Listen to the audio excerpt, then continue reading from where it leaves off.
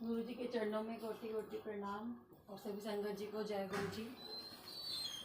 संगत जी, कहते हैं ना, गुरु जी सच में डूबतों का सहारा है। तो मेरे साथ कुछ ऐसा ही हुआ। मैं 2014 से गुरु जी को थोड़ा थोड़ा सुनना शुरू किया। मैं जिस पार्लर में जॉब करती थी वहाँ पे गुरु जी के भजन चलते थे, तो तब से थोड़ा सा भाव आना शुरू हुआ। लेकिन मैं कभी गुरु जी के बड़े मंदिर नहीं जा पाई क्योंकि शायद उनका बुलावा नहीं था तब। तो 2 साल तक तो हमारा यही चलता रहा कि जाएंगे जाएंगे, लेकिन शायद नहीं था तब। तो अचानक ही वहाँ पे मेरे से मतलब कोई ऐसी अंडरस्टैंडिंग, मतलब हमारी मैडम के साथ कुछ बात हो गई, तो उन्होंने हमें जॉब से, मतलब मैं और एक मेरी और थी लड़की, उनको अचानक ही उन्होंने बोल दिया आप काम नहीं कर सकते यहाँ। तो बस कुछ समझ में नहीं आया, अचानक से ऐसा हुआ। तो बस गुरु जी का एक ख्याल था मन में कि ये क्या हो गया, कोई बात नहीं उन्होंने क्लियर करी, और बस एकदम अचानक उन्होंने ऐसे बोल दिया। फिर एक हमारे पड़ोस में है जो गुरु जी का जो पीले चोले का स्वरूप है, उनके घर में लगा हुआ है। अक्सर मैं जाती थी कई बार, तो वहाँ प्रणाम करती थी गुरु जी को। तो मैं वहाँ से निकली पार्लर से, तो मेरे को बहुत ही रोना आ रहा था और मैं समझ आ रहा था मैं अब घर नहीं जाऊँगी। तो मैं सीधा उनके घर गई, और कुदरती उनकी जो बेटी है वो गुरु जी के बड़े मंदिर में फूलों की सेवा करती हैं, और शिवरात्रि वाला मतलब टाइम आने वाला था, तो वहाँ पे वो सेवा चल रही थी उनकी।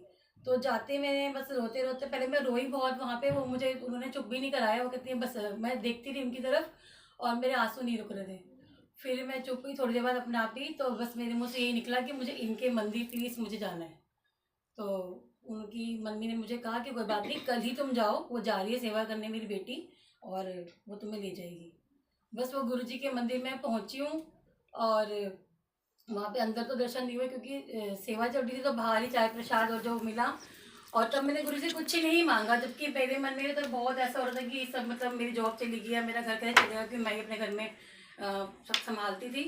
तो मैं कुछ बोल ही नहीं पाई वहाँ पे, बस चुपचाप वहाँ पे मतलब अपनी सिमरन सा, मतलब जो कुछ वहाँ चल रहा था वो सब देखा पहली बार क्योंकि मैं गई थी। तो वो सब समझा मैंने वहाँ पे, और कुछ बोला नहीं मैंने गुरु जी को। बस मैं वहाँ से जैसे वापस आ गई, 2 दिन बाद ही मैं जा रही थी एक जॉब की तलाश में। तो रास्ते में मुझे एक आंटी मिली, और वो उन्होंने मेरे से एक एड्रेस पूछा। पूछते वो मुझे कहती हैं कि मैंने उनको एड्रेस समझा दिया, विकासपुरी वो मुझे मिली। तो मुझे कहती है आंटी, मतलब मुझे कहती है आप क्या करते हो। मैंने बोला मैं ऐसे ऐसे पार्लर का काम करती हूँ। तो बस उन्होंने मुझे जस्ट बोला कि मेरा नंबर लो और आप मुझे कॉल करना शाम को। तो मैंने कहा ठीक है। तो शाम को 7 बजे करीब मैंने उनको कॉल करी।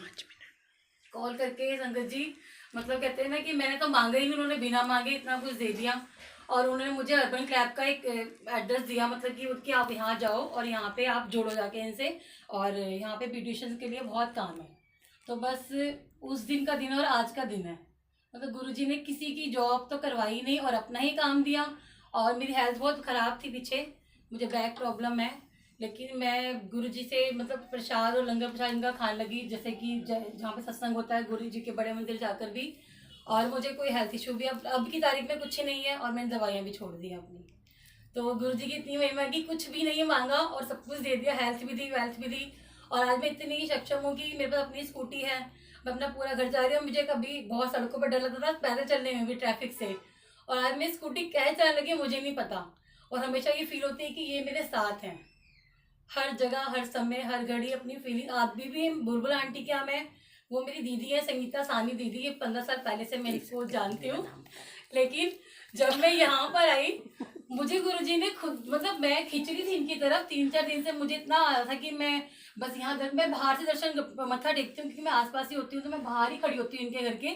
और वहाँ मैं जय गुरु जी बोलती जरूर हूँ, और मैं कहती हूँ मुझे जल्दी अंदर दर्शन देने के लिए बुला लो, मैं कब आऊँगी। और इस हफ्ते ही मुझे मतलब एकदम से अंदर से खलबली हुई। कल मेरे पर्सन को मैसेज किया, इन्होंने बोला डेली होता है, और मेरी 4:30 बजे आँख खुली, और बस उठते ही डर भी नहीं लगा, कुछ नहीं, जबकि मैं थोड़ा अंधेरे में बाहर कभी नहीं निकली इतनी रात, मतलब सुबह सुबह तुरंत कैसे यहाँ आ गई मुझे नहीं पता। और कल सुबह भी मुझे ऐसे ही हुआ, और आज सुबह भी ऐसे ही हुआ, जैसे ना कि पता नहीं यहाँ पे शायद कुछ जुड़ा हुआ है, कुछ यहाँ का लंगर प्रसाद और चाय प्रसाद मेरे लिए कुछ दवा प्रसाद बनने वाला है या कुछ भी, गुरुजी जानते हैं वो। तो बस गुरुजी ने इतना इतना शुक्राना है गुरुजी का। बहुत सारे सत्संग है, लेकिन मैं ये अपना ये सत्संग शेयर कर रही, इसी में सब कुछ ही है, मतलब मेरे लिए तो गुरुजी सच में रब से भी बढ़कर है। जय जय गुरु।